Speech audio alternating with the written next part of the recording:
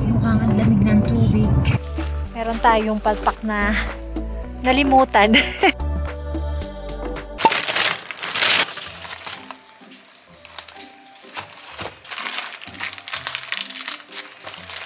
Happy birthday to you. Happy birthday, Remy. Happy birthday. Happy birthday.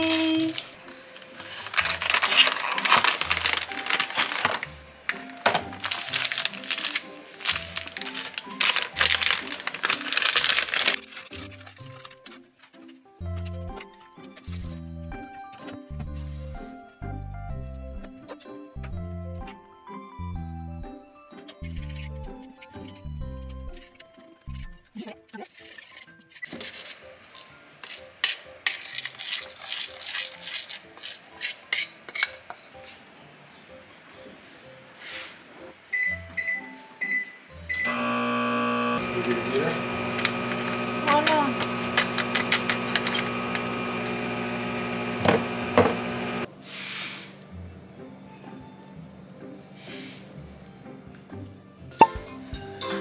Happy birthday to you. Happy birthday to you.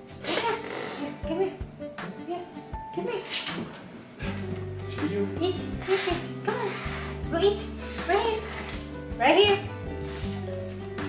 I think I got enough for his video. Right here. Come here. Go eat. Come here. Go eat. Come on. Down. You should save half for tomorrow.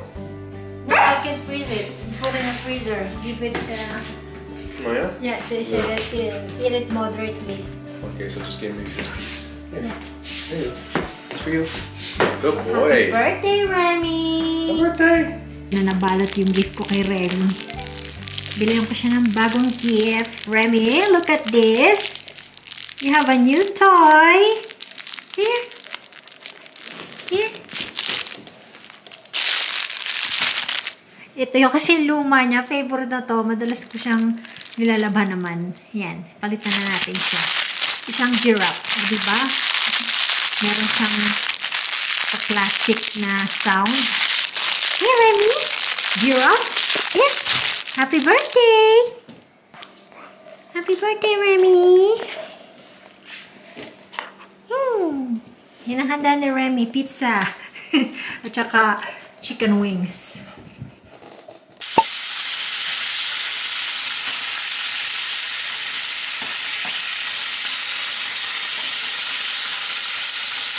So today guys is Saturday. Tayo ay papasyal sa Kananaskis. Well, na-plan namin to last week kasi dapat last week kaso nga nag-snow. So ngayon, punta tayo sa Kananaskis. Pero yung weather naman is okay kasi check naman namin. It's I think 12 degrees and sunny. Pero ngayon, parang may konting snow. So, yan. Pag ganitong mga season, kailangan pa rin magdala ng extra jacket kasi malamig pa rin sa bundok. So, yun. Kanina, maaga akong gumising. Oh, well, hindi siya maaga kasi medyo late na rin. Kasi late na rin ako natulog kahapon. Kasi late na kaming kumain. Kasi nga kahapon nag-grocery ako. Hindi ko na siya na-vlog. Kasi medyo pagod ako. Tapos yung pork belly na niluto ko kanina, minarinade ko. So kaya yun, medyo late ako nagising. Mga 5:30 na siguro. Niluto ko na yung pork belly para iinit na lang sa bundok kasi yun yung lunch namin. Tsaka kumain na rin kami ng breakfast, pandesal. Kasi nga dumaan ako sa seafood din kahapon. Very hectic ang ating schedule. Tapos next week, ewan ko kung papasok ako. Wala pa akong schedule. Gusto ko nang papalitan yung ano ko, all season ko. Hindi ko pa sure kasi pag meron, papasok ko. Pag wala, maybe, papalitan ko. So, yun. And yan, samahan nyo kami sa aming adventure today. Going to Kananaskis. Punta tayo sa suspension bridge. Sana hindi siya snowy and malamig. Expected nyo lang kasi bundok yun. So, dumaan lang kami dito sa gasoline station. Nagpagas, tsaka bumili ng ice.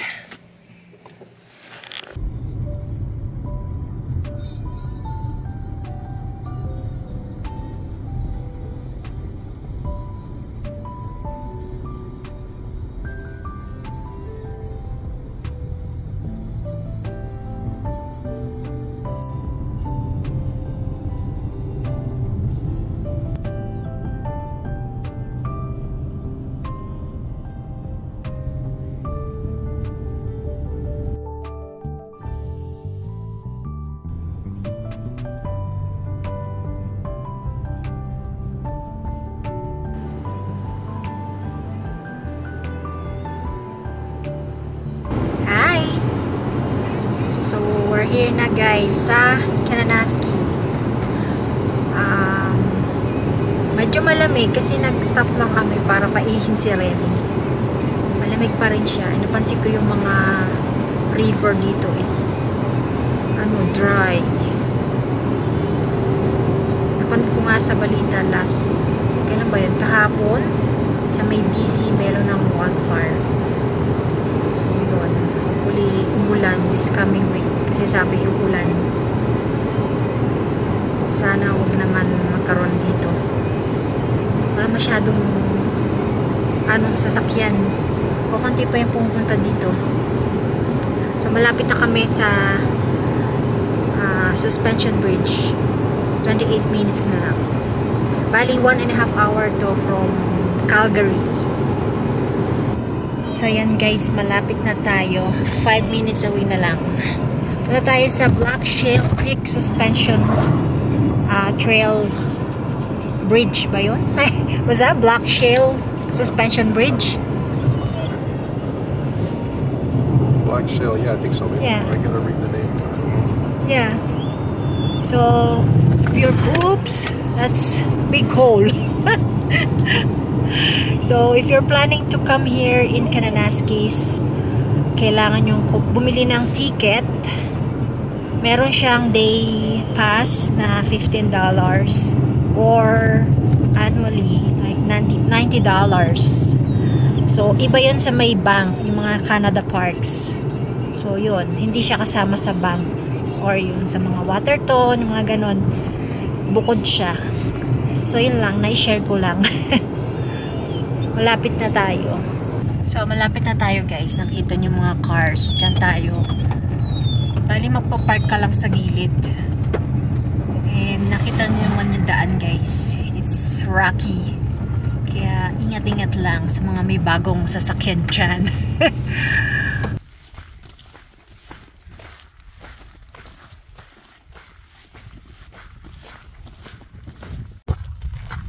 So yan guys.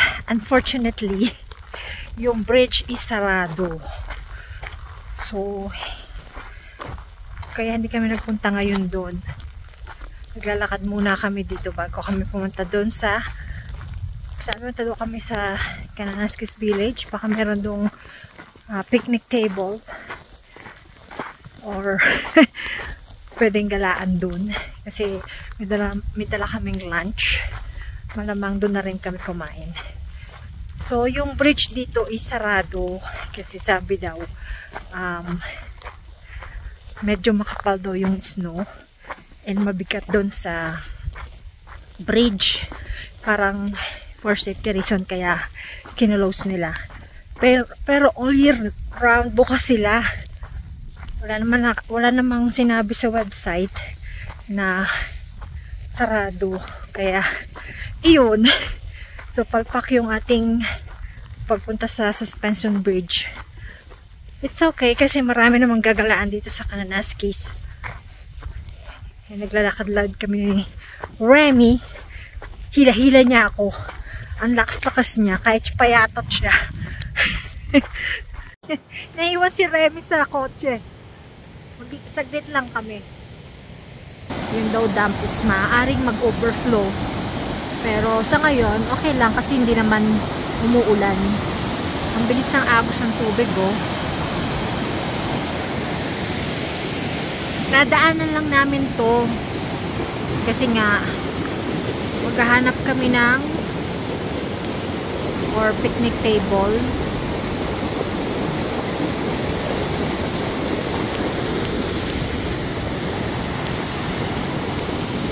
Sa Kananaskis pa rin to. Si Remy nag-iiyak kasi nasasakyan siya. Iniwan namin siya doon. Tiglit lang naman. Malapit lang. Mga 15 steps lang. So, yeah. Hanap na kami ng mapupuntahan. Hi! You okay? You okay? Nagwawala siya. Oh, diba? Remy! So, we're here sa Lower Kananaskis Lake. Meron dalawang sasakyan umalis. Kaalis lang. Yung isa parang pabalik pa lang. O merong umikot sila. Parang grupo sila. Frozen pa yung lake, guys. And syempre, kapag pupunta kayo dito, mga ganitong panahon, malamig pa rin. May dala akong extra jacket. Just in case. So, yan guys. Ito yung Lower Kananaskis Lake. Frozen siya. Siguro, maganda dito kapag summer. As in, tunaw na yung yellow. Come here, Remy. Yan. Sobrang tahimik.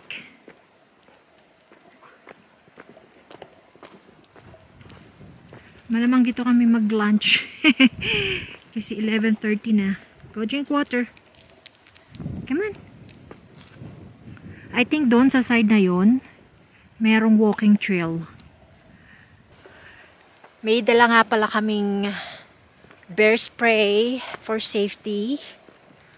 Kailangan may dala kayo, no? Especially pag ganitong mga season. So, yan. This is yung Kananaskis Country. Ganyan itsura niya kapag summer. As in, greeny and yung water niya is malinaw. So, akyat kami dyan sa trail. Si Remy, oh! Let's go. It's nice. We're alone here. Ang taas ng araw. Hey, no. Ayan guys, ang Lower Kananaskis Lake. Remy, you happy? Is na kami guys. Fruit, watermelon at saka yun, pineapple. Hindi pa kasi masyadong gutom. Snack lang muna. At tahimik dito, walang katao-taon. Dito kami sa parking lot. So mamaya, maghanap ulit kami ng pupuntahan.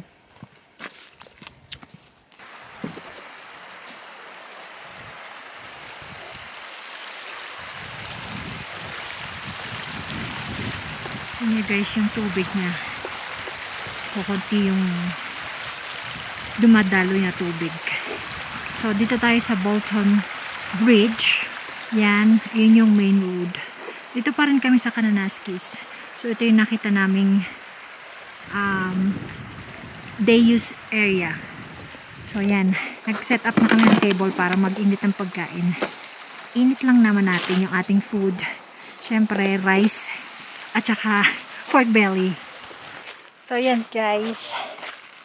Meron tayong palpak na nalimutan. Naiwan ko yung cast iron. O, naiwan niya. Kasi tinanong niya ako kanina, nasan yung cast iron. Akala ko kinuha niya. Hindi pala niya kinuha. So, yun. So, wala kaming kalderong papainitan. So, magharap na lang kami ng mabibilhan na pagkain.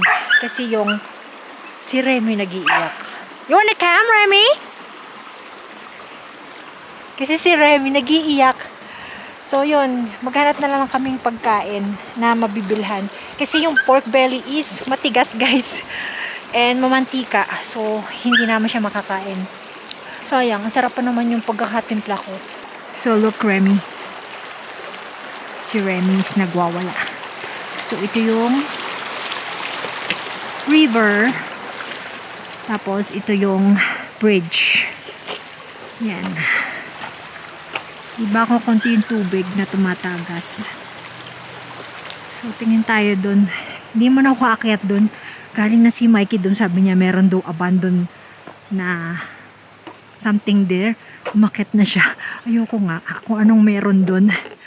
Tsaka, Kananaskis is maraming bear dito. So, yan lang yung view. Ganda sana ng view namin, oh. Kakain sana kami dun ng pork belly. So, palpak. It's okay. Dito tayo guys sa Pierce Ball. Stopover para mag-lunch. Iced coffee tayo guys. Ang lakas ng hangin. Dito pa rin kami sa Kananaskis. Order kami ng, ako pala, wrap.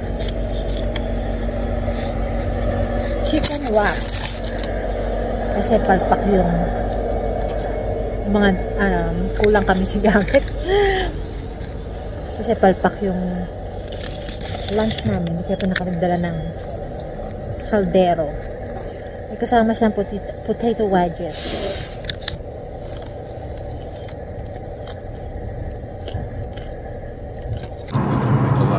Yeah. So, yan guys. So, we decided to go to Grassy Lake. Ano yan sa may Canmore. So, yung Canmore is part na rin ng... So we have to go back the opposite way. Yeah. Part na rin ng Kananaskis. So, malapit na tayo pa uwi. So, yun. Bago tayo umuwi, dami na tayo sa Kananaskis. Para hindi sayang yung ating gala for today. Una, palpak yung punta natin sa suspension kasi close siya. Tapos nalimutan yung pan. So, yun. At least, na-enjoy natin yung weather. Yung view.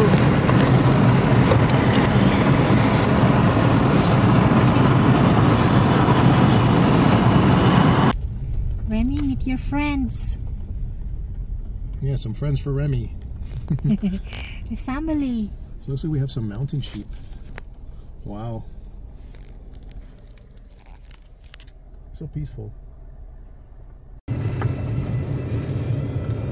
Mabato siya guys at saka maalikabok.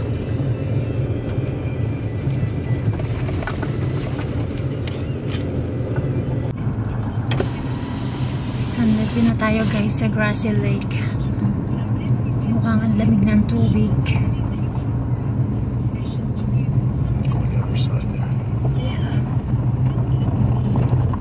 Nice. People still going further down too.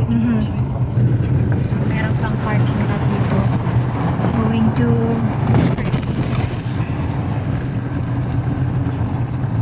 Spray Valley. Yeah. Pipiknik sila doon, no? Kumakain sila doon.